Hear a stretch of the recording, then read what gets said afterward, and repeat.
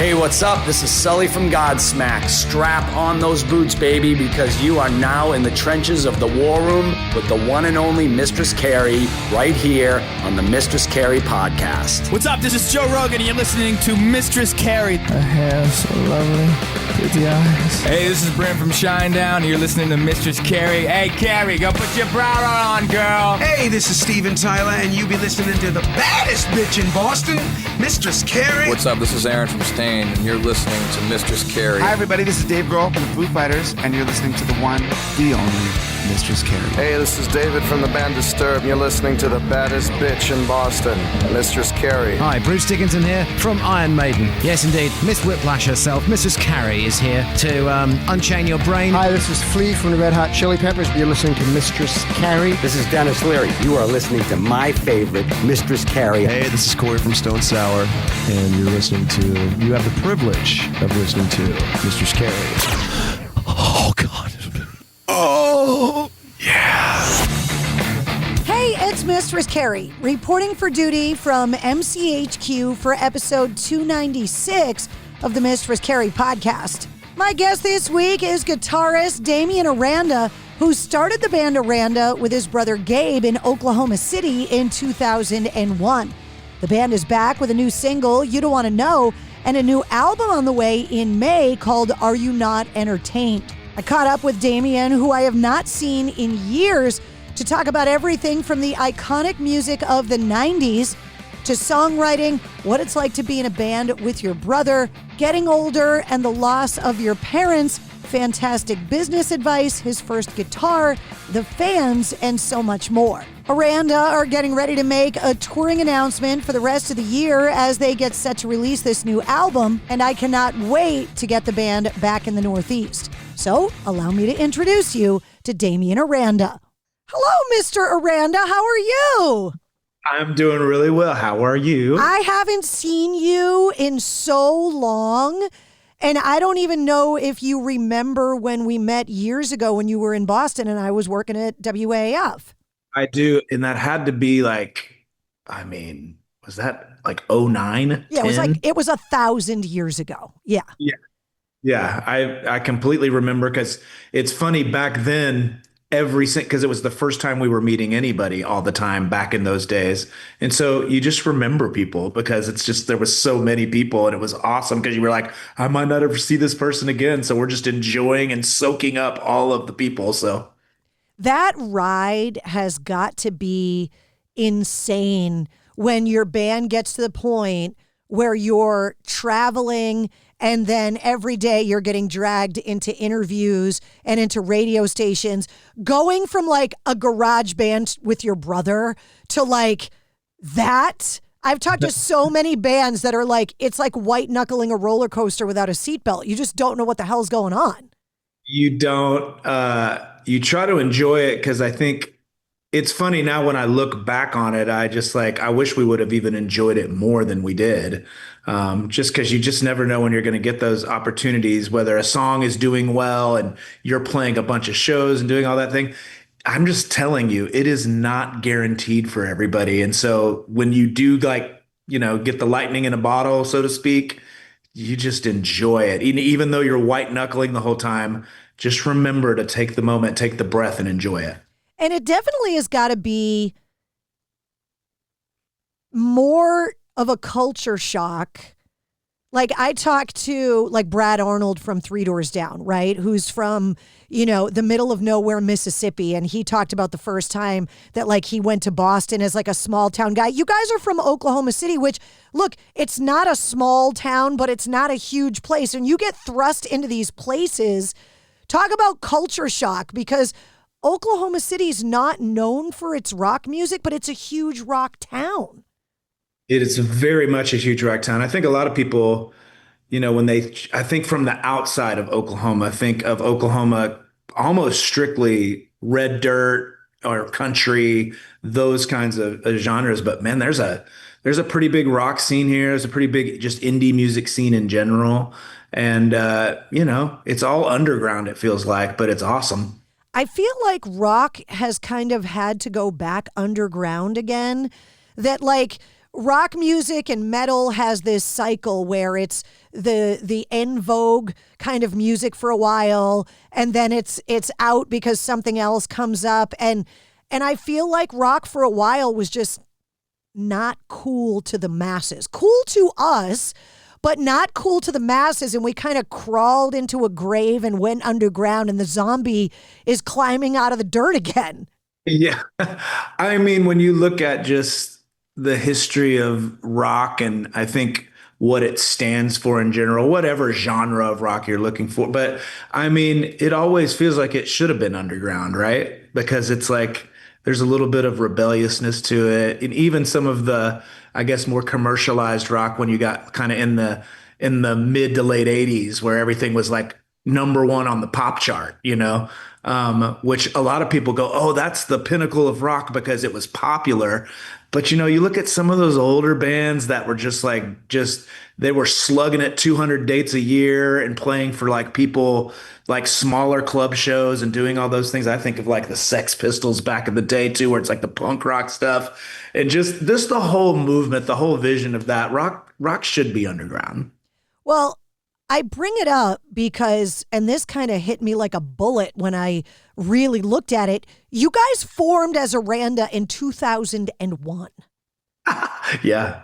And for artists now, it comes up all the time on the show because I started as a radio DJ in 98, right? So right in the middle of that quote unquote new metal era in rock where Carson Daly was on MTV interviewing Jonathan Davis from Korn, right? Yep. It was awesome. And there were a lot of haters that said that time in music was forgettable and it was trash and it was never going to last.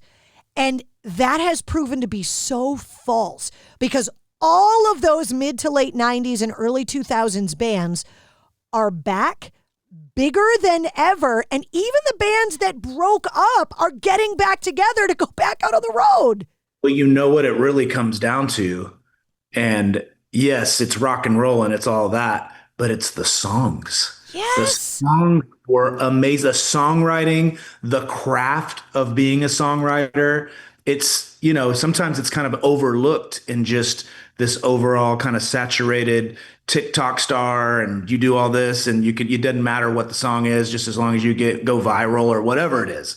Songwriting still matters. It mattered then, and you see even more today. It matters now because these bands, Creed right now, I mean, they had a ton of crazy. If you had bet me in Vegas that Creed would be doing what they're doing right now, nobody would have taken that bet. Everybody would have lost their house. Yeah, it was like, what was it? Is it either 2024 or 2025? They had their biggest revenue year as a band. Yeah. And you remember how huge Creed was. It was wild. Yeah.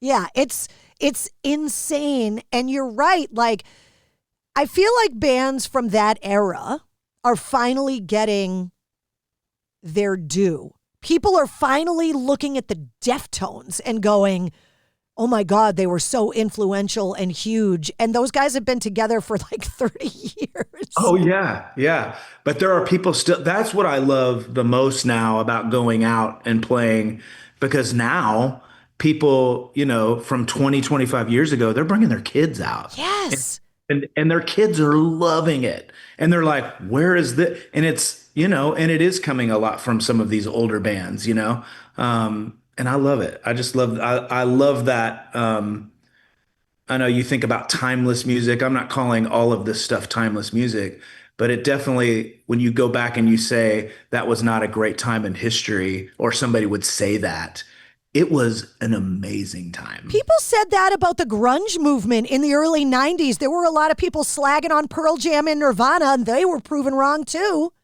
Yeah. Yep. That's exactly right. The 90s as a decade, from start to finish, was an unbelievable decade in music. I mean, it's honestly, if you listen to music today, I mean, it's still shaping music. Yeah, for sure. I'm so glad you used the word craft when you talked about songwriting, because I ask every songwriter that comes on the show, because I have zero ability in music, whether it be performing it or writing it, and I'm so envious of it. But the idea of the craft of 1 minute the song doesn't exist, and I've heard it described as like, people have said the songs already exist. It's about you grabbing them out of the ether. Nobody really knows where they come from. They just kind of show up. Yeah. But I'm fascinated by it, and I always ask songwriters, can you give me a song that you think is perfectly crafted by any artist of any genre, that you go looking at it as a body of work, but from a craft perspective, you go, man, that song is perfectly written. I wish I wrote it. It's funny. It'll be more of a deep cut. Bring it on. I just think, I don't know where Jimmy Page's head was when he started doing the Rain song from Houses of the Holy. But that is like one of the most beautiful pieces of music. And as a guitar player, the way that he got there, like you can see it now, I guess, a little bit, like once the song's already written and you've done that. But like you go, for you to tune your guitar like that, and then for you to come up with that kind of a thing, and then for Robert Plant to put what he put on it, because it's so not typical, right? It's not like this A-B verse thing where it's like, but it is a masterpiece in songwriting. It is a masterpiece in production. And I wish that I would have just been in the room to witness the greatness. Well, that's the cool thing about that Beatles docuseries. I love it. I love it. Right? That we got to be in the room watching them. And it's so crazy because it's like watching a movie where you know how it ends. And you know how the song ends up, and watching them get there, I was like, what? One of my favorite moments on there is when Paul has his bass and he's riffing Get Back, and he's like trying to figure it all out. And it sounds kind of like Get Back for a little while, and then he goes to another place and it doesn't as much. And then you hear him finally kind of land on it. And he even goes, oh, you can tell. He's like, I got something here. I got something. And I just think, again, I think it's so amazing. But you know, a lot of the time, there are songs that just kind of come, like you say, it's kind of you're just like, oh my gosh, this is unbelievable. These melodies are coming and I've already got something to say.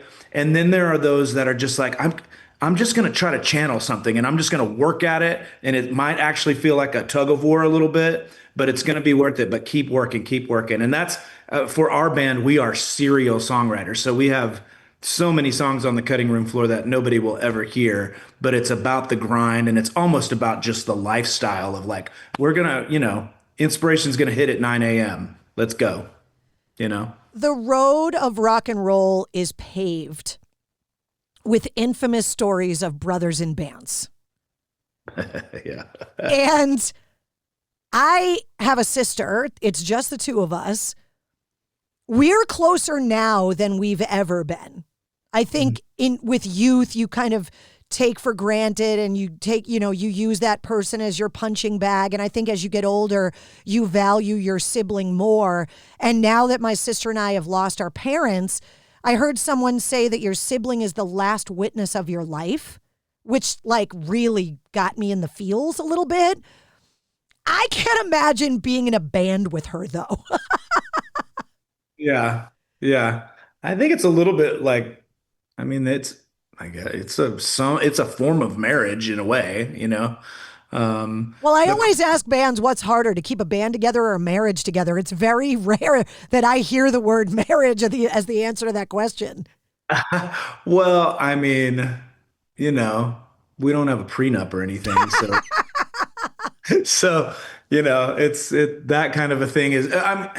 When I think about it, like with my brother, just being like in music with him as kids, even 30 years ago, where we're like, 10, 11 years old, trying to like figure out like chords on a guitar and like, we were very self-taught back then. And the discoveries were happening together. Like we were like, oh, this is cool. Like harmony, like it sounds like harmony. And it wasn't until years later that we were like, oh, like music theory wise, that makes sense, but back then it was all feel. So we kind of got all of our feel stuff in that first, 5-10 years of just making music together. It's like, put your fingers here and this sounds good. I feel good in that.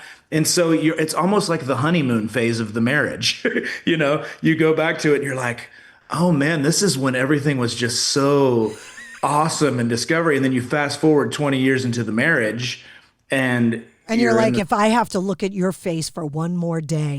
you're in the same stinky van and you're going, to wherever and you're like, man, one, we must love doing this and we must love each other. And I think that like when you get into something where you're like you're ride or die, so to speak, you kind of just go, I know almost everything about you, dude, and I still am down to stay with you and love you. And it's really cool. Yeah, that's very cool. I always talk to artists about the debate of nature versus nurture when it comes to music. And because you and your brother are musicians and you're, in your teen years kind of figuring it all out, does that mean there were no musicians before you guys kind of steering you, or do you come from a musical family? So, my mom, she sang a lot and she would, in high school, my parents were really young when they had us. So, it was definitely, an adventure, I think, even being raised because they didn't know what they didn't know. My mom was 19 too. And I think back and I'm like, what? They did yeah, I'm like, man, in fact, honestly, knowing that makes me go, God bless you, even for trying at that point. Well, we grew up thinking they knew everything, and the burden of adulthood is you find out they didn't know anything.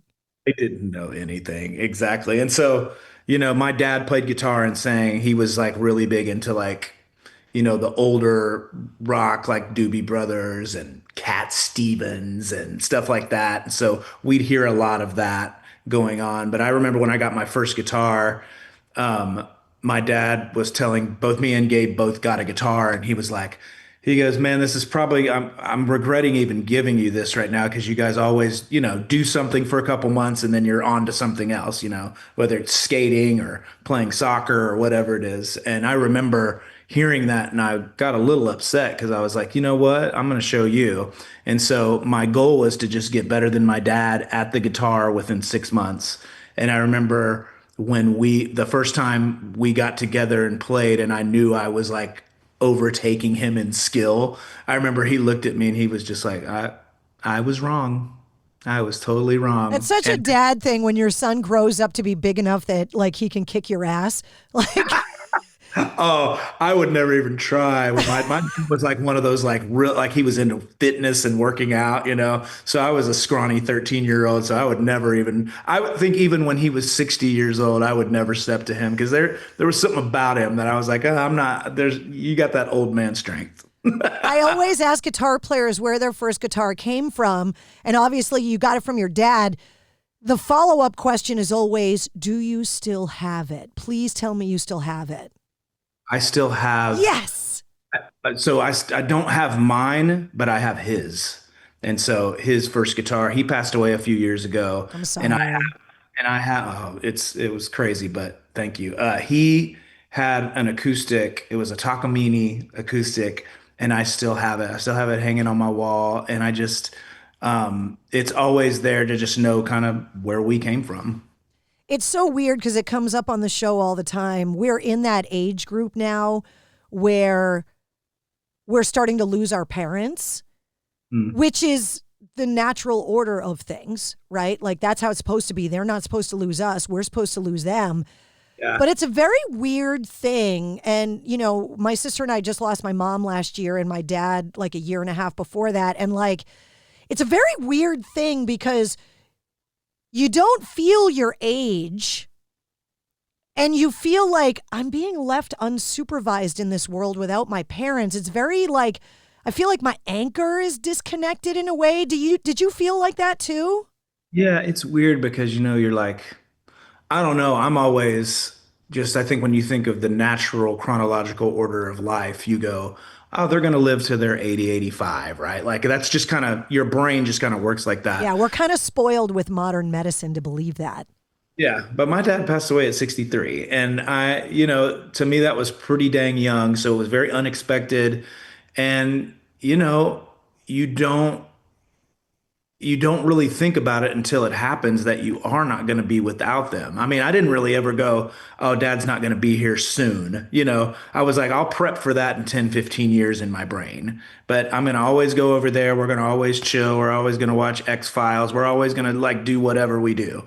And that wasn't the case. And when that happened, you're right. I mean, you're just like, you almost feel at the beginning of that like you're starting over. Yeah, it's weird. Yeah, it's almost like going to college for the first day. Like you're like, oh, I am frightened and I'm petrified and I need to just talk to my dad for a second. I need to just like say something to him. Like I need his advice. I need, and it's not there. Well, and I don't feel like I'm old enough to be like the matriarch of the family. Like who left me in charge of like I'm not old enough to be. Meanwhile, when my mom was my age, I was already a homeowner and on the radio and but I don't feel like I should be unsupervised right now. Yeah. Same. I don't think we'll ever feel like that. This world's wild and you're just like, everybody's trying to figure it out. And you see, I think that's the one thing you do learn when you're older is you go, nobody's got to figure it out. Everybody's winging it, for the most part. That's what I see. I'm like, okay, it's all good. So I don't feel as bad for, making some pretty bad decisions in my life. and it definitely galvanized my relationship with my sister, like what we were talking about, like because you have that person. The problem for my sister and I is that we can't then sit down and write songs. That's why I'm so envious of what you and your brother can do because you have that kind of outlet. My sister and I cook together. That's kind of what we do. Which I guess is kind of a dance, is kind of music. When you're in my kitchen around Christmas, watching us make cookies and lasagna, it's a thing. Yeah. I mean, it is fun because it's like, it's very recreational for us. It's like, why don't you come over to the house? I got a couple ideas. Let's just sit around for a couple hours and bang it out and see what we get, and, a lot of our best songs have come out of that process, the more recreational, instead of like, we've got to figure this out right now. And it's been more of a, let's have fun with it too. You guys have been, like I said, a band since 2001, and you've kind of ridden the roller coaster of rock music, the highs, the lows, everything in between. Looking back at all of the years, what's the best piece of advice anybody ever gave you that you still to this day go, man, that was good advice? Yeah, don't do it for the money. Like if you're doing it for the money, you will always find yourself empty. You will always find yourself not completely satisfied with this, no matter where it turns. I mean, maybe you make a ton of money, but at the end of the day, if you don't love this and you don't love what it's about, which, there's a lot of different variations of people's mindset pertaining to this industry and to music in general. But for me, it's just like, man, the reason I'm in it, I love connecting.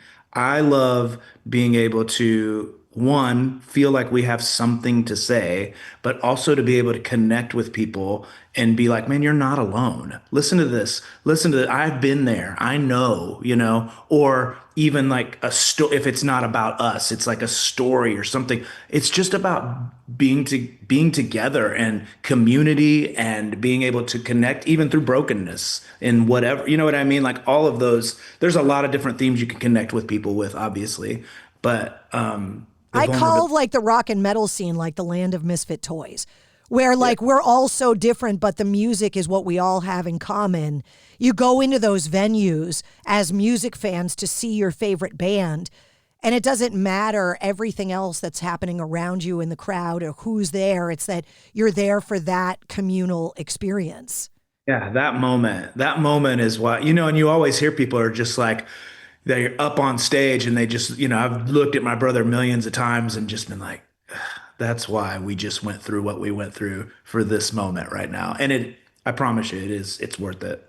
What does 2026 look like for you guys? Because the last couple of years in rock, like we talked about, like have been so crazy with amazing music coming out and unbelievable tours. I feel like the U.S. has got festivals on lock now, finally, after all these years of being envious of those big European festivals.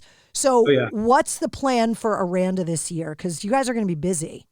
2026 is I don't ever say make or break year. It's not a make or break year, but it really is like we're like going all in again. And so we plan to be really, really busy. We have this new single out that just released about a month and a half ago, and then we have a new album coming out in May.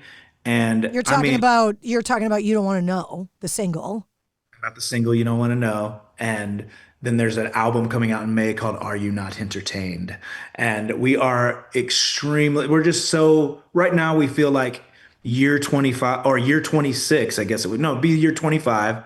We feel like year 25 is really like year one for us. That's the way we feel. We're going back in it.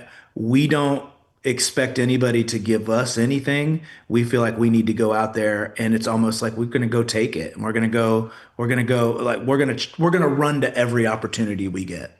Last year was a 25th anniversary for a lot of bands like Disturbed and Papa Roach.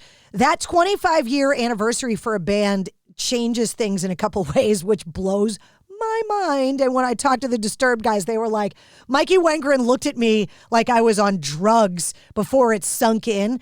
But I was like, you guys realize that that's the definition of quote unquote classic rock. Oh, yeah. And 25 years from the date of your first release makes you eligible for induction into the Rock and Roll Hall of Fame. And he looked at me like, wait, we're not that old. And I'm like, oh no, you guys have been around. And so this is your 25-year anniversary year. And it is 25 as a band. Our first like national release was in '08. So I guess you got a couple years. Technically the industry might not recognize us as a 25-year band, but we are a 25-year band. And you're exactly right. Like you do kind of rethink things, and you're just like, man, we've been warriors throughout all of this, and we're still here. And just to be able to, I've seen so many of my contemporaries like go, that's good for you guys. We're mailing it in. We're done. You know what I mean? And so we're just thankful, honestly, that we're still here. So what is the touring situation going to look like? Do you guys have a wish list of bands that you want to tour with? Because over the years, you guys have toured with everybody. I mean, the list is long and distinguished.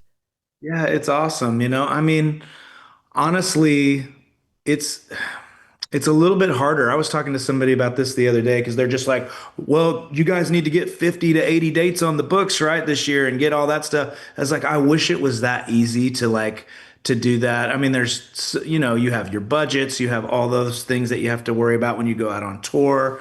But then also too is like getting onto tours, even with your friends. I mean, I was talking to some of our buddies on that long list, and they're just like, man, it's not as easy as us just going, we want you to be on this. It doesn't work like that anymore. And so we are trying to figure out kind of a new way to be able to get on a lot of shows, because that is our desire, to go out and play. We are ready. We're practiced up. We're ready. We feel like we're in shape to do it, and we can do a good job. But we still, like I said, when the opportunities come, we'll run to them.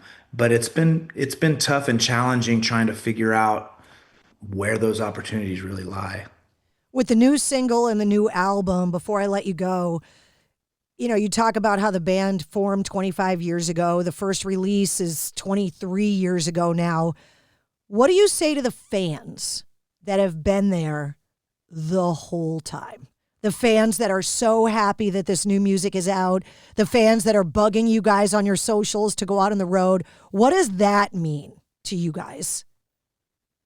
I mean, for me, it means everything, because at the end of the day, without the fans, you're just sitting at home playing music for yourself and writing for yourself and doing those things. Fans, they're like the top of the ecosystem for what anybody does as a band. You know what I mean? If you have them and you connect with them, it's almost like an extended part of your family.